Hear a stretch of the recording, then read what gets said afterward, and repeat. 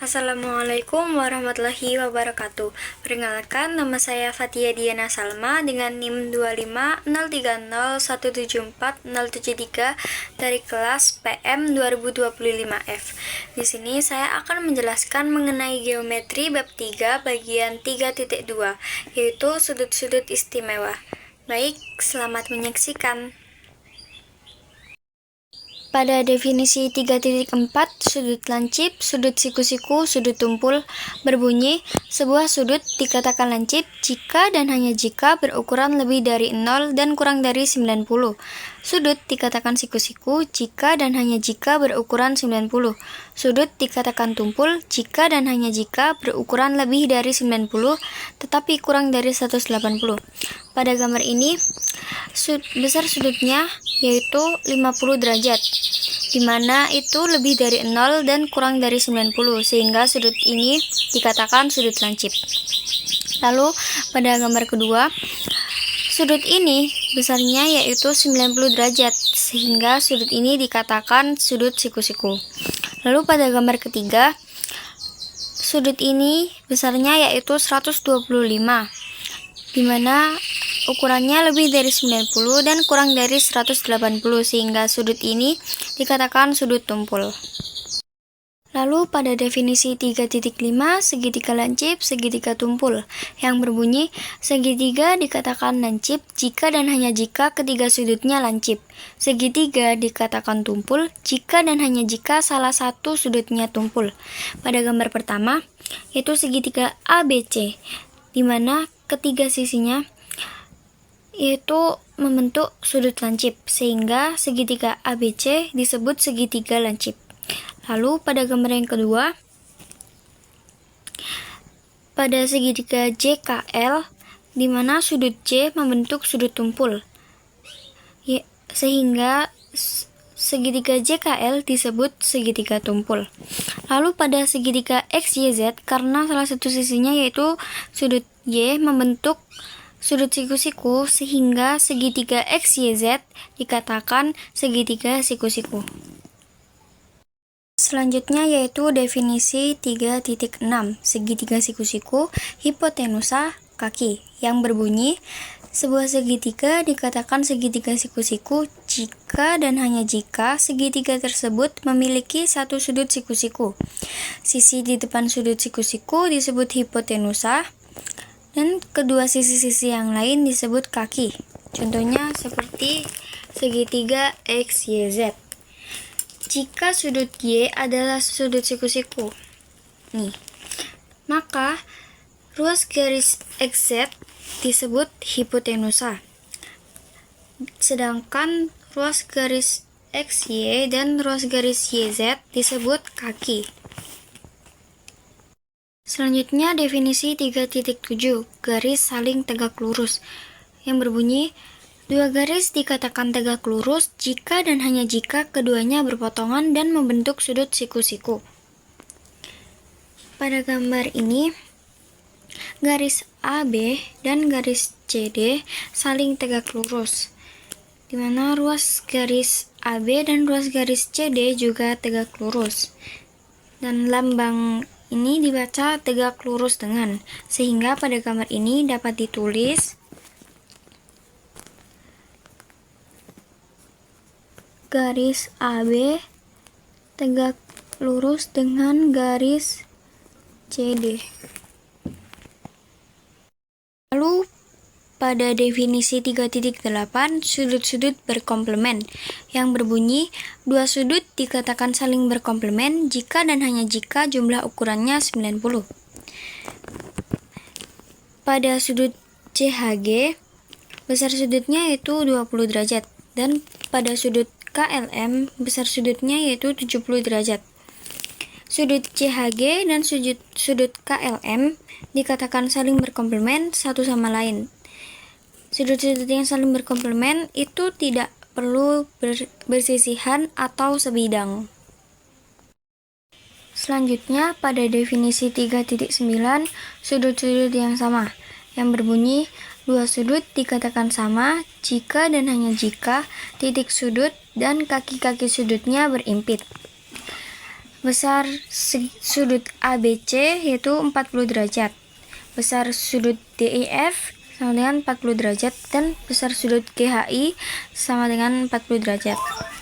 Maka besar sudut ABC sama dengan besar sudut DEF sama dengan besar sudut GHI.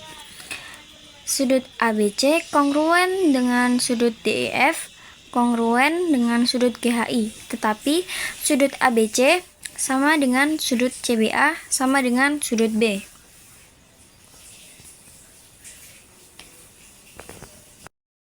Lalu terdapat teorema 3.1. Jika dua sudut saling berkomplemen, maka kedua sudut itu adalah lancip.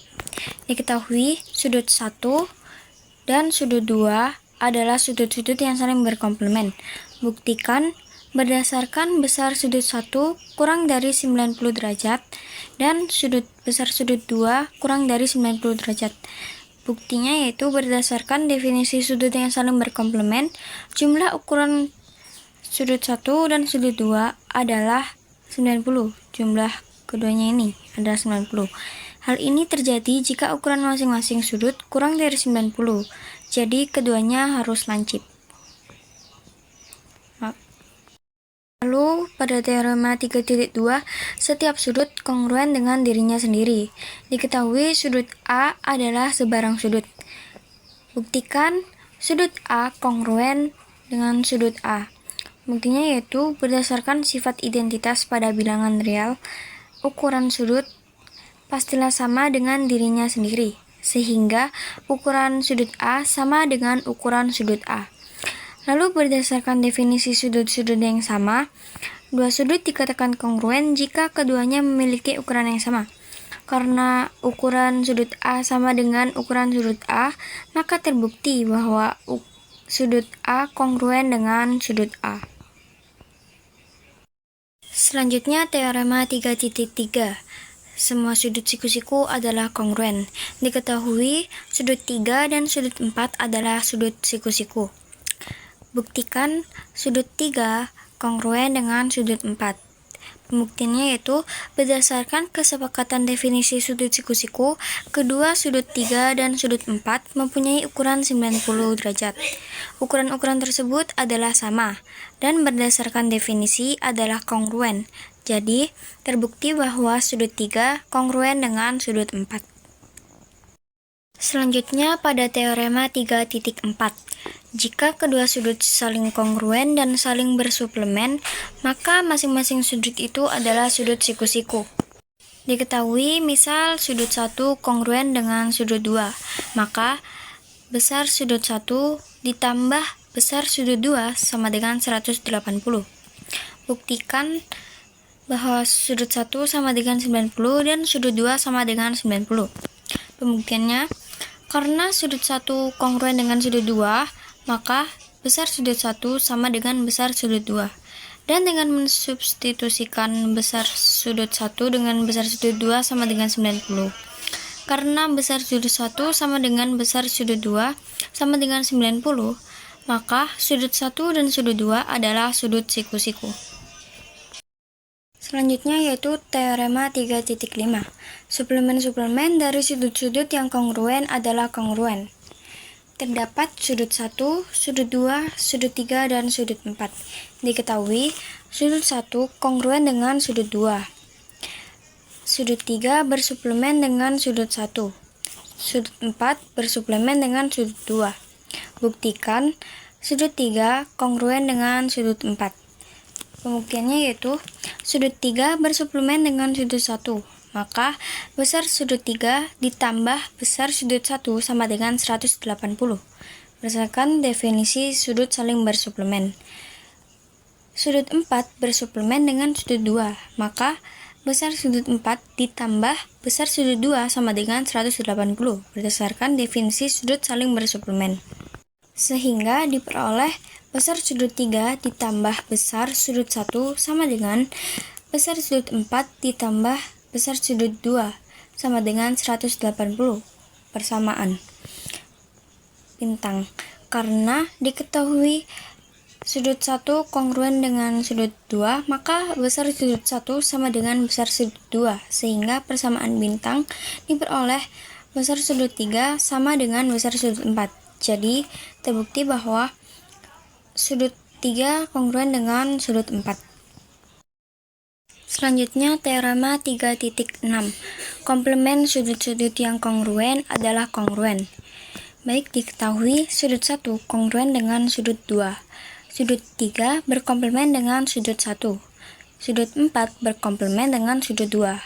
Buktikan bahwa sudut 3 kongruen dengan sudut 4. Pembuktiannya yaitu sudut 3 berkomplement dengan sudut 1, maka besar sudut 3 ditambah besar sudut 1 sama dengan 90 berdasarkan definisi sudut saling berkomplement. Sudut 4 berkomplement dengan sudut 2, maka besar sudut 4 ditambah besar sudut 2 sama dengan 90 berdasarkan definisi sudut saling berkomplement, sehingga diperoleh besar sudut 3 ditambah besar sudut 1 sama dengan besar sudut 4 ditambah besar sudut 2 sama dengan 90. Pernyataan bintang. Karena diketahui sudut 1 kongruen dengan sudut 2, maka besar sudut 1 sama dengan besar sudut 2. Sehingga persamaan bintang diperoleh besar sudut 3 sama dengan besar sudut 4. Jadi terbukti bahwa sudut 3 kongruen dengan sudut 4. Sekian video penjelasan dari saya. Terima kasih sudah menonton. Wassalamualaikum warahmatullahi wabarakatuh.